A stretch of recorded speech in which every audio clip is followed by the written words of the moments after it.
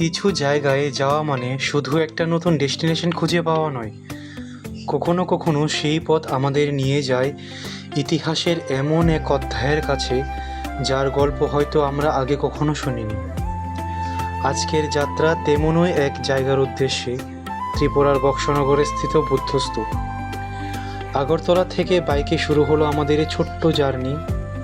শহরের ব্যস্ততা ধীরে ধীরে পেছনে ফেলে রাস্তা যখন এগিয়ে যেতে থাকে, চারপাশের দৃশ্যও বদলাতে শুরু করে।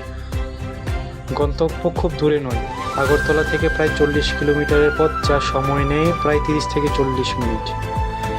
কিন্তু আজকের এই যাত্রার আসল আকর্ষণ এর চেয়েও বেশি, কারণ সেখানে অপেক্ষা করছে প্রায় 1500 বছরের পুরানো ইতিহাস। ভাবতেই অবাক লাগে, আজ যে পথ দিয়ে আমরা বাইকে কয়েক মিনিটের মধ্যে পৌঁছে যাচ্ছি, বহু শতাব্দী আগে এই অঞ্চলেই গড়ে উঠেছিল একটি গুরুত্বপূর্ণ বৌদ্ধ কেন্দ্র। আর সেই সময়ের কিছু চিহ্নই আজও টিকে আছে মাটির নিচে আর এই পুরানো ইটগুলোর মধ্যে।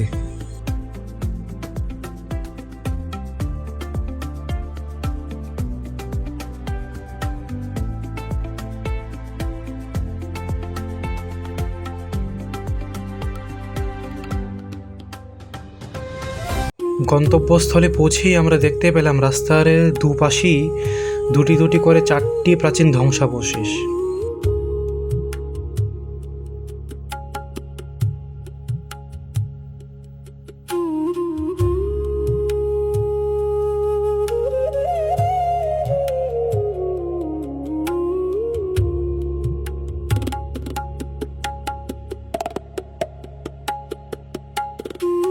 বলা হয়ে থাকে এই স্থল বৌদ্ধ ভিক্ষুকদের বসবাস ও ধর্মীয় জীবনযাপনের জন্য ব্যবহৃত হতো।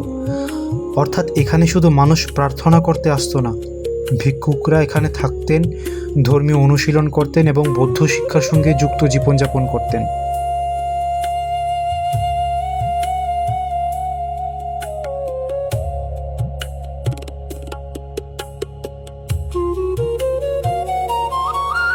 এই আয়তাকার হলটি সম্ভবত ভক্তদের একত্রিত হওয়ার কাজে ব্যবহৃত হতে পারে, তবে এই স্থাপনাটির সঠিক ব্যবহার সম্পর্কে প্রত্নতাত্ত্বিকরা নিশ্চিতভাবে কিছু বলেননি।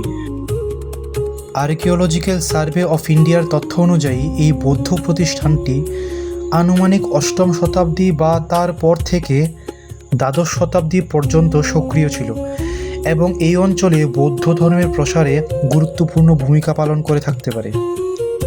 পোড়া ইটের তৈরি স্থাপত্যগুলো সত্যি অবাক করে তোলে।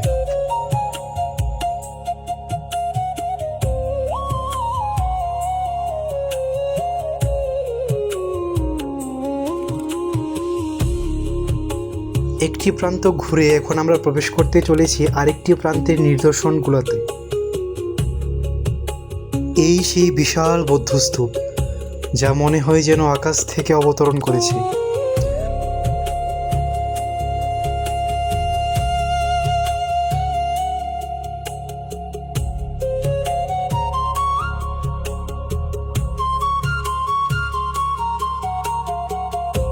এখানে এই জায়গাটির সম্পর্কে বিস্তীর্ণ বিবরণে কিছু লেখা আছে, আপনারা চাইলে জুম করে কিংবা স্ক্রিনশট নিয়েও দেখতে পারেন। এই হলো চৈত্যগৃহ। চৈত্যগৃহ ছিল বৌদ্ধদের ধর্মীয় উপাসনা ও প্রার্থনার একটি গুরুত্বপূর্ণ স্থান। আজ এর মূল উপরের কাঠামো আর নেই, শুধু পাশের দেওয়ালের কিছু অংশ টিকে রয়েছে।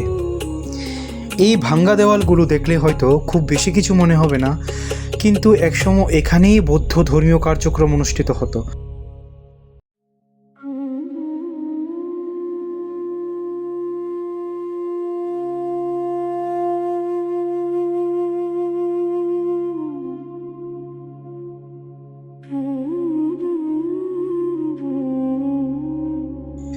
বৌদ্ধ ধর্মের স্তূপ ছিল অত্যন্ত পবিত্র একটি স্থাপত্য।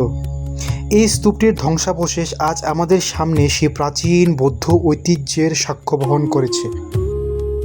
সময় চলে যায়, সভ্যতা হারিয়ে যায়, কিন্তু কিছু নিদর্শন থেকে যায় আমাদের মনে করিয়ে দিতে। আজকের মতো এখানেই শেষ করছি বক্সনগরের এই ছোট্ট ইতিহাস যাত্রা।